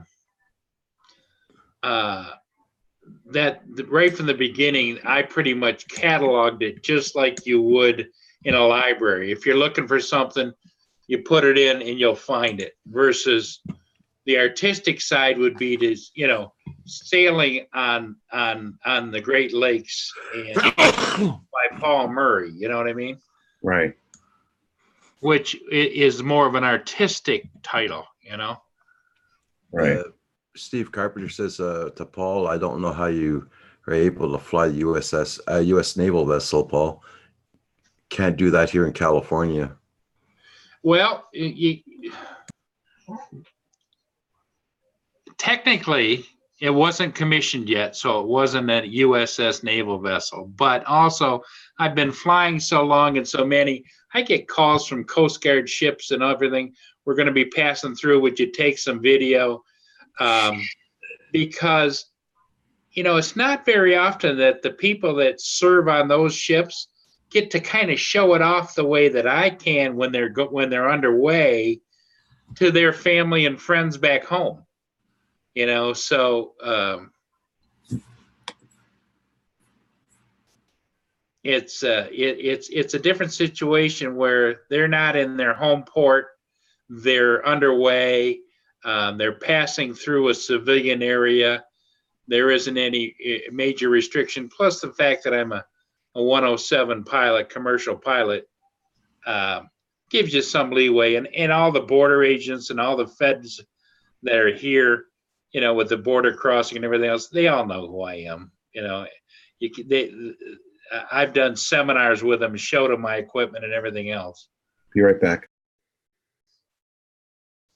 It's just a different relationship, I would think. But, you know, when the big events like that happen, you know, the riverbanks are lined up with people taking pictures and waving and carrying on. And it's just, it's kind of like a parade of ships. It isn't like they're on a military mission. Although the one before, the USS Detroit, in that video, I'm on the port side is because that's the side the sun's coming down onto the ship. And as it's passing by me on the left, as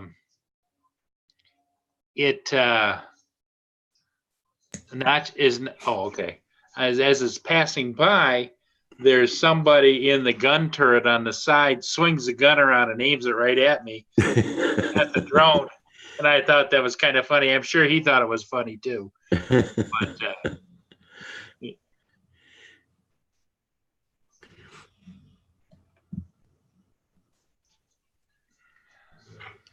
they have patrol boats running all around. I'm loaded with dual 50 cal. yeah.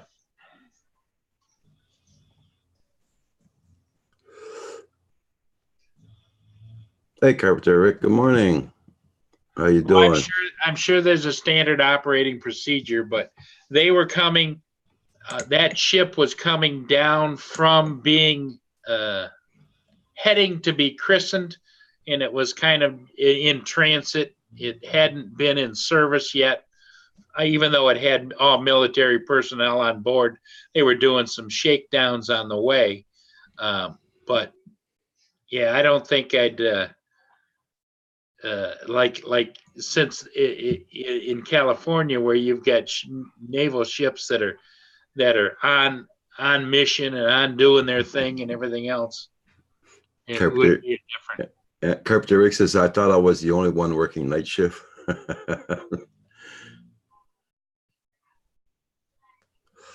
I did a double last night. Although sometimes it's kind of like Roger Stanton out there at the military base, because he has an inside. They've given him permission, which is a big no-no. He can fly the air base there. Yeah. You know. So, he's lucky. yeah, because they all know each other, and he tells them what he's going to do, and okay, that's fine. I mean, he goes out and he flies when they do crash simulations and everything else out there on the airfield. And that would be a big no-no in most cases. Mm-hmm. But he's not a threat or anything to the military. So yeah, you're rebuilding the Sears building in Kitchener, Ontario. It's a big job for sure, Carpenter Rick. Yeah.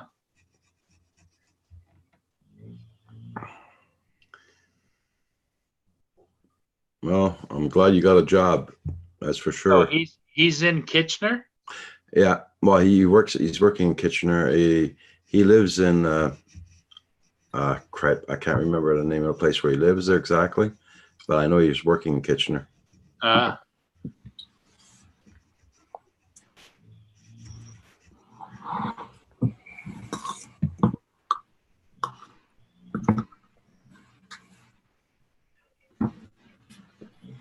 Okay, that's where they reload the cruise missiles and load them here.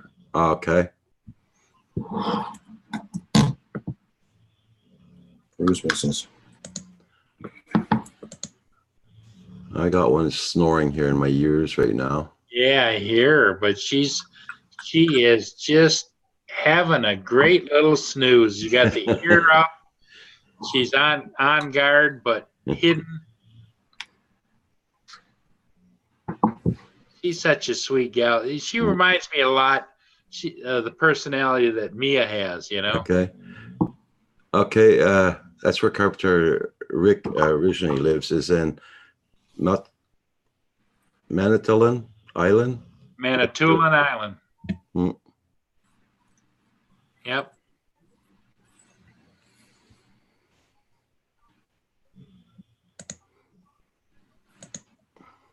Oh.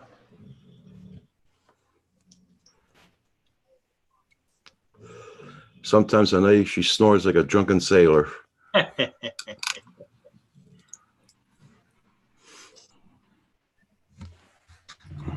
She sleeps pretty good through the night, though, doesn't she? Oh yeah. Yeah, before though, when she had an infection in her ears, though, she was up every hour. Okay, Steve Carpenter, thank you so much for coming in tonight, my friend. Thank you Good for the night, support. Steve. Have a good evening. Yeah. Hey, Steve.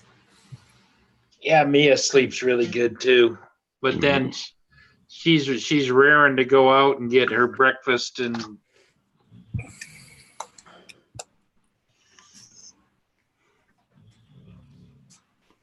Well, as long as she goes out at 11:30 at night before bed there, she's good. She's good for 8 hours. Mia can be good for 10 or 12 hours, just depends Yeah. whether or not she's been drinking a lot of water or not, you know. Mm-hmm. Like in the daytime, I'll have to fill her water dish up 2 or 3 times, but at nighttime, Yeah. Well, yeah, because she's out laying in the sun, right? she's sunbathing all the time, and Her too. There's dang. Yes, today was doing 80 something, and she goes out, lays right in the middle of the driveway on the rocks. yeah. And she sweats a lot. Shows that she sweats a lot. She'll come back and lay on the balcony. You can see she gets a big wet spot right there.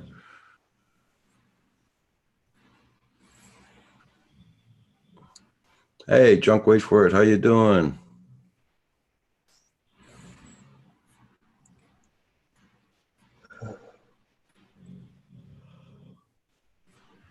My Chow Chow sleeps 23 hours a day. You sure you don't have a cat?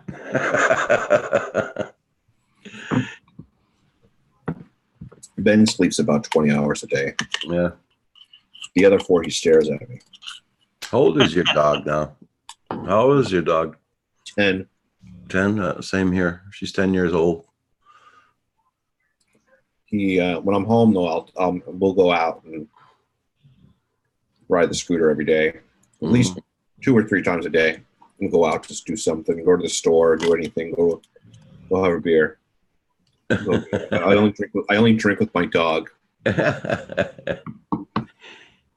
He looks like a lion. Doing pretty good there, Junk. Wait for it. Yep. Doing pretty good. Yeah, we're supposed to hit up close to, well, they're saying 85 Fahrenheit or today, but the human index is going to be up in the 90 today. I heard our friend Ari isn't doing too well. Oh, are you serious? Yeah, he was on with Claude the other day, and he was talking about his tumor is growing in his chest, and they got to do something, and Oh, shit. he doesn't know what. He sounded pretty down, but he also made the statement. He says, "I'm not going anywhere right away because I'm a fighter." So, That's good. That's good.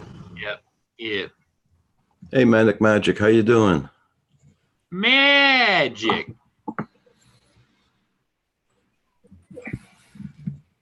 Hello, Trevor. Zizig, is that what it's called? My zizig? My zigzag. Is this a zig? Zigzag. Yeah, but there's a G missing there. I think it would be Z-I-Z-I-G. He got zigzag. Maybe that's accent. Zigzag. I don't know. Oh, his dog's name is Zigzag. Yeah.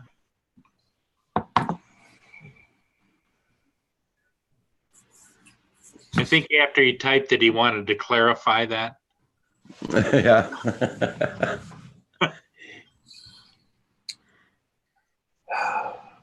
So, Trevor, what time of day is it over there, my friend?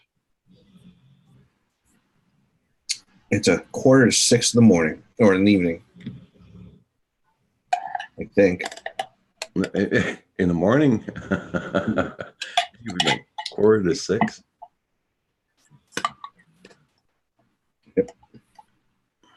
Starcop has not been around at all. I think he's, he had such bad internet service. He was really fogged up, and he's really gotten back into trains. I don't think he ever left it, but he was into the model trains.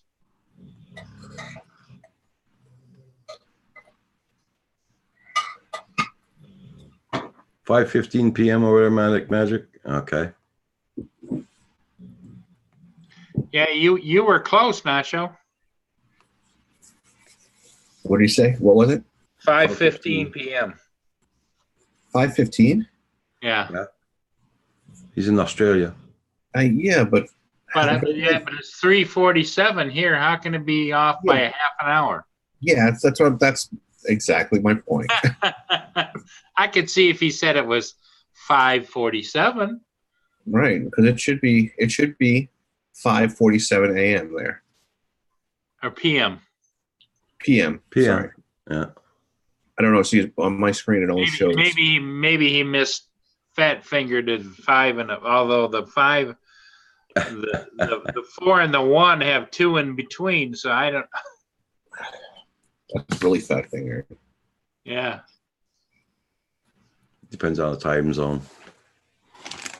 Do they have time zones that are half hours? Maybe. I never heard of that. I thought they were always just regularly an hour, but anything's possible that they have because of the continent of Australia. Maybe they've got it split different. I don't know. He is magic.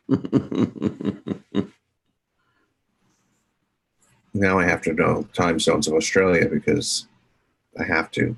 Yeah. Mavic, explain that, please. 9:48 in the morning here. Yeah.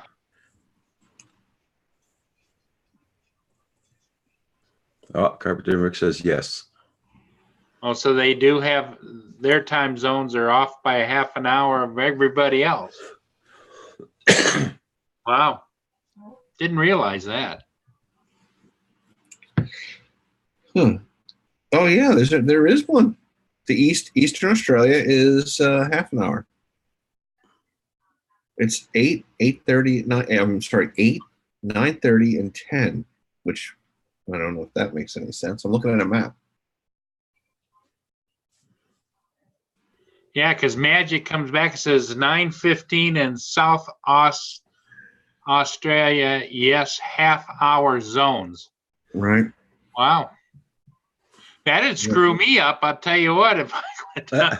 What I don't understand is why?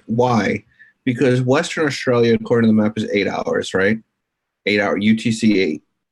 But the central, northern, and southern are 9.5, not 9. And then the eastern part is 10. 10. So like instead of being 9 and doing just like everybody else in the entire freaking planet, they're going an hour and a half difference between Western and Central, Northern and Southern. Maybe it's just because they can, Dennis. I don't. That'd be like coming up and saying, no, the sun doesn't rise in the east; it rises in the west. in the southeast or the northeast or whatever, which it does. But I've learned something this morning. Oh, we got a good trivia question. Well, yeah. Can you imagine trying to ask Val that question? Oh my God. You know where in the world is the time zones different? But that brings up another question, maybe to ask Alexa or somebody else, is to whether or not there's anywhere else in the world that does the same thing. Well, I'm looking at the time zone maps of the world now because I want to know the same thing, because technically the time difference between if somebody asks you what is the greatest time difference between time zones, you'd say 1 hour. But now we know the answer is 90 minutes. And and where is that place? So between Western and Central Australia.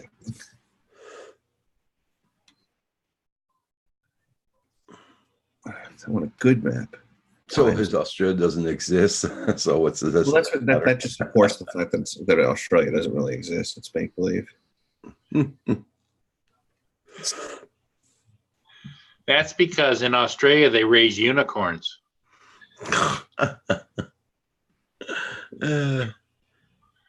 Yep. And lollipops grows on trees. Hey, Junk Pick, whereabouts do you live? Oh, this map doesn't show that. Their map is wrong. They're not there. Was this? How long has this been a thing? Has it always been that way? Maybe we should invite Manic onto the panel so we can quiz him about his time zone. Well, that map didn't show it. Oh, so you ran into a map that doesn't show the difference in the time zones? Yeah, a world map. Wow. One of the ones that I read. Yeah, now this one does. This world map does. And it's like showing. So even the world maps don't agree on that. Well, it looks like it was, you know how it is. Unicorns come from eggs. Here's another one. Turan is 30 minutes off also. Oh, really? Yeah, so because everything on the map I'm looking at now, everything is, what the hell? Okay. And Nepal is like, screw it, we're on a different planet. All right, because everything is, you got this, your time zones and stripes on the map, and then Tehran, everything is 8:49, and then it goes up, 1 hour to 9:49. Yeah. And then you have India, Tehran, and Nepal are 8:19, 10:19, and 10:34. 10:34. What? So they must focus in on local time versus like a regional time or something. I don't know. No, it's a different time on their planet. That's all. Oh, Paul, you should have seen that tonight. I was on the internet. I'm just typing away. All of a sudden, that sign there? Yeah. Uh-huh. It fell down. It hit my spark. My spark came on a chair and landed right on my shoulder. That was your spark telling you, "Come on, Dad, let's go fly." Spark's a pirate. Yeah, I'm glad it didn't fall right onto the floor. Yeah. I've never flown a Spark. Actually, I've never flown anything but my Mavic. I've crashed a drone that I bought, but it was like a quadcopter, and I never actually even made it outside to fly it because I crashed. I think if I can't hover, I can't fly. Yeah. Although now I'd like to. The Spark and the Air fly very similar to the Mavic. I mean, they all fly really stable and really, very well.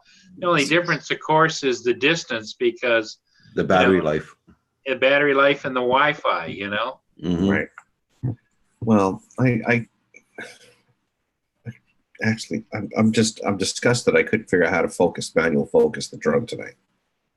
The first time I went to do it, this slider came up and I went, oh, that must be it. Like on the right side of the control, but then I wouldn't come back.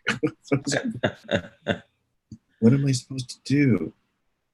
Well, I think, I never, it's been a long time, but I think, you know how when you hit those 3 bars and it comes up and it gives you all your settings? Yes. Mhm.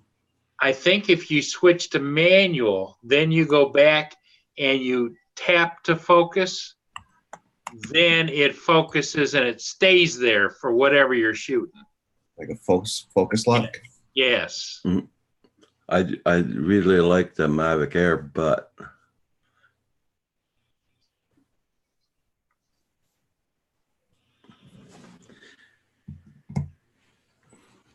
yeah, it's too rich for my blood, the Mavic Air.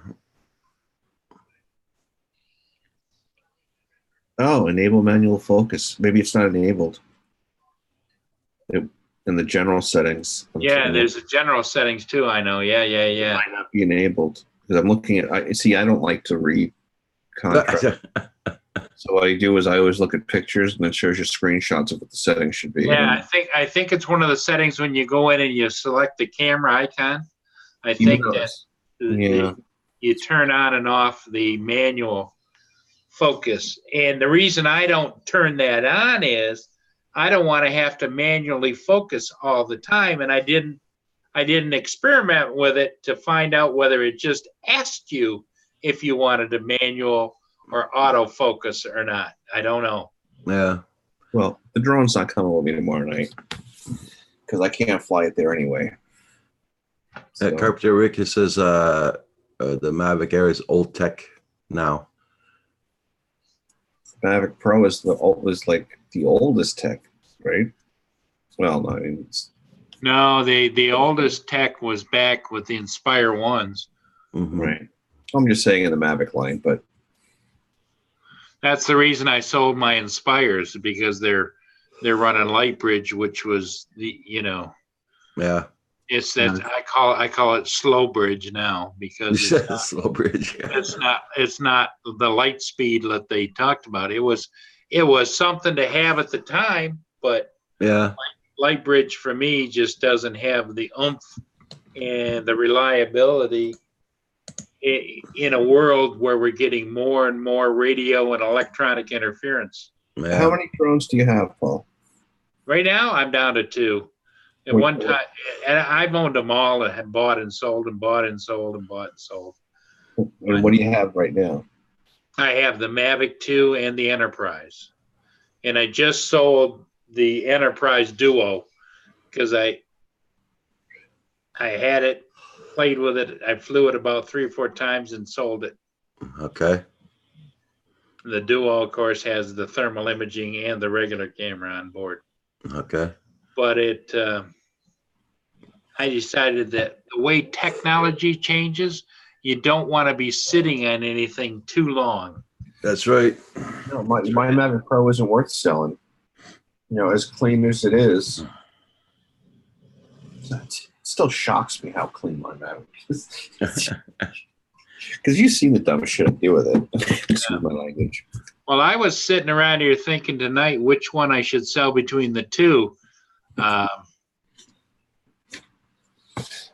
Because I'm not flying the Enterprise at all. Like it's got 4 charges on it. I bought it in December. What's the downside of the Enterprise? The downside for me is just change in my mind because it's running a new operating system. It's running the pilot program. And what is that? It's how you start it up instead of the Go4 app. It's running the pilot app.